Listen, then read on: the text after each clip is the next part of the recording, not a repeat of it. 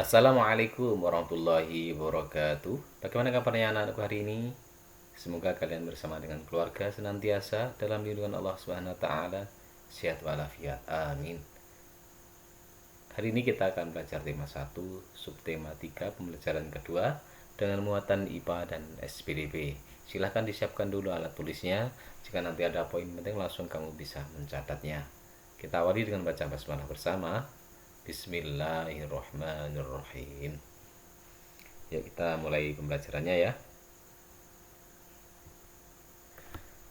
Pada pertemuan yang lalu kita sudah membahas tentang gerabah yang berasal dari Madura.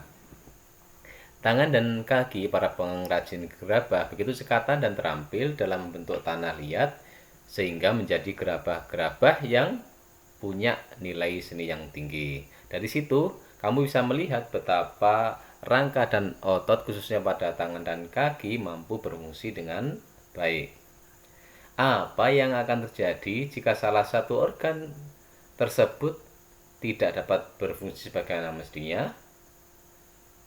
Apakah mereka masih bisa memproduksi gerabah dengan baik atau tidak? Ya, pastinya mereka akan terhambat dalam memproduksi gerabah jika organ geraknya mengalami gangguan. Sekarang amati kedua gambar berikut. Di sini ada dua gambar ya. Kalian perhatikan gambar manakah yang menunjukkan tulang yang berfungsi secara normal atau bentuknya masih normal?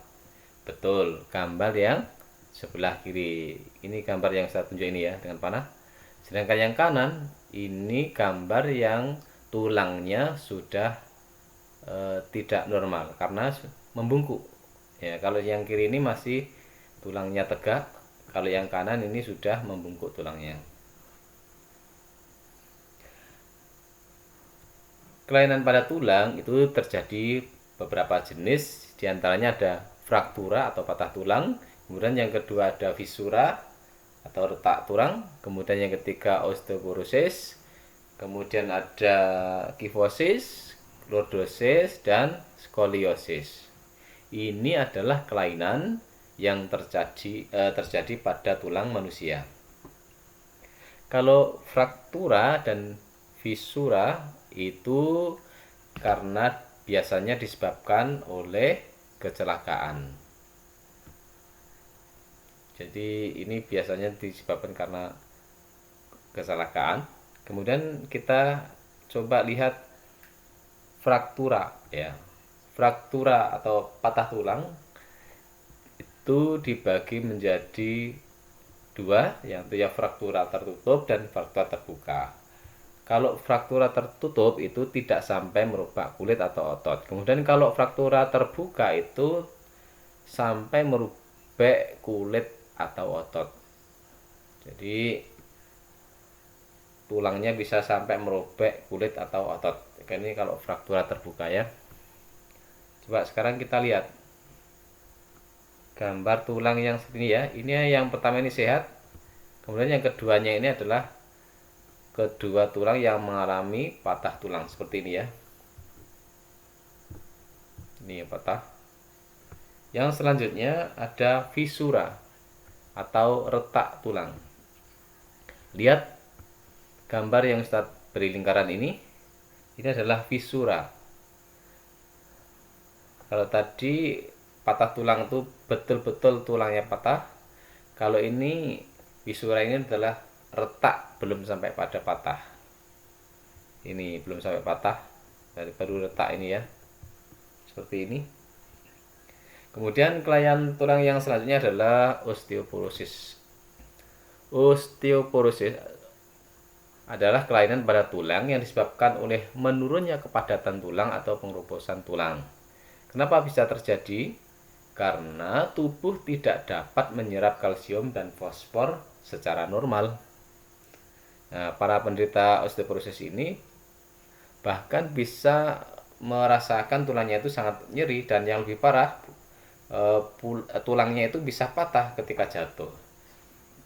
Dan kebanyakan yang menderita ini adalah orang-orang yang sudah lanjut usia. Kamu bisa melihat gambar di sini. Gambar yang sebelah kiri ini adalah gambar tulang yang masih normal. Tulang yang normal ini dalamnya atau bagian dalamnya ini seperti ini, masih padat tulangnya ya.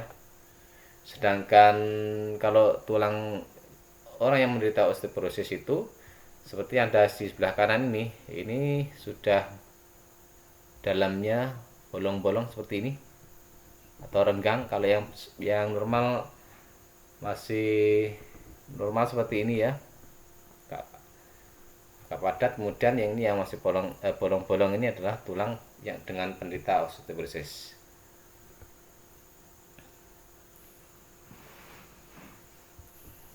Kalau yang ini cukup padat, yang ini osteoporosis bolong-bolong, renggang seperti itu. Kemudian kelainan tulang selanjutnya adalah kifosis. Kifosis ini adalah kelainan tulang yang disebabkan karena sikap duduk yang salah. Seperti apa? Yaitu ketika duduk itu membungkuk sehingga tulang membengkok ke belakang. Seperti ini. Jadi tulangnya membengkok seperti belakang, bungkuk seperti bungkuk ini ya. Jadi kalau kalian menulis itu harus hati-hati, harus mempunyai posisi duduk yang benar. Jadi harus bagaimana memposisikan ketika duduk itu benar ya, jangan sampai membungkuk. Jadi sehingga nanti bisa membengkok belakang tulangnya seperti ini. Kemudian lordosis, yaitu kelainan tulang punggung membengkok ke arah depan. Lihat seperti ini. Kalau kifosis membungkuknya itu ke belakang, kalau lordosis itu membungkuknya ke depan. Bisa kita lihat gambar tulangnya seperti ini. Ini ke membengkoknya ke depan, yang ini membengkoknya ke belakang. Satu lagi yaitu skoliosis, yaitu kelainan tulang punggung yang membengkok ke arah samping tubuh. Nah, seperti ini. Ini adalah penderita skoliosis. Jadi tulang punggung belakang itu mirip-mirip dengan huruf S seperti ini, membengkok.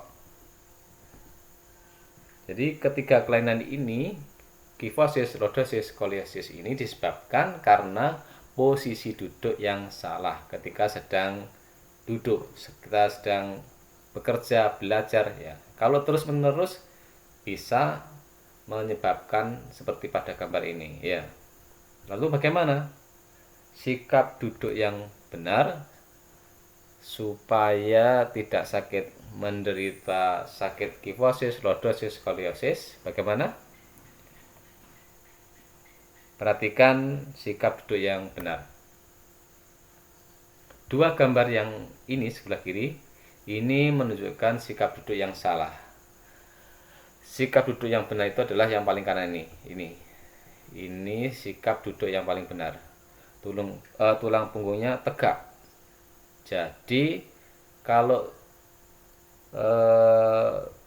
sikapnya duduk seperti itu ya, kemungkinan kecil akan terjadi kelainan pada tulang menjadi kifosis, skoliosis maupun lordosis ya.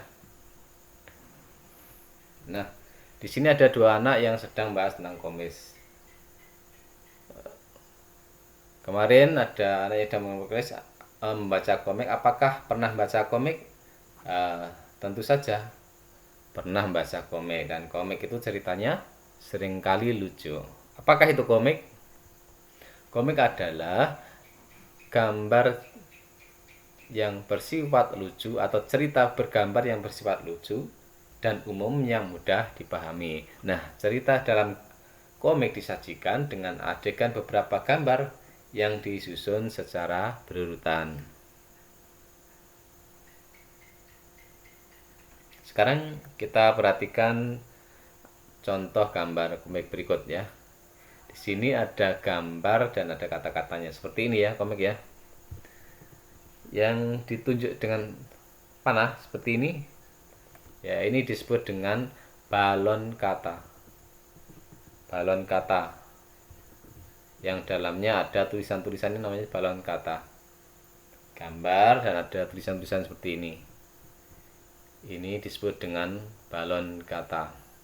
Kata-kata dalam balon kata ini berfungsi untuk menjelaskan, melengkapi, dan memperdalam penyampaian gambar secara keseluruhan. Jadi untuk memperjelas dari isi dari gambar yang ada di dalam komik ini. Baik, cukup sekian penjelasan Ustadz hari ini. Mudah-mudahan kalian bisa paham dan mengerti. Selalu semangat belajar, semangat beribadah, jaga selalu kesehatan. Terima kasih, sampai bertemu kembali. Wassalamualaikum warahmatullahi wabarakatuh.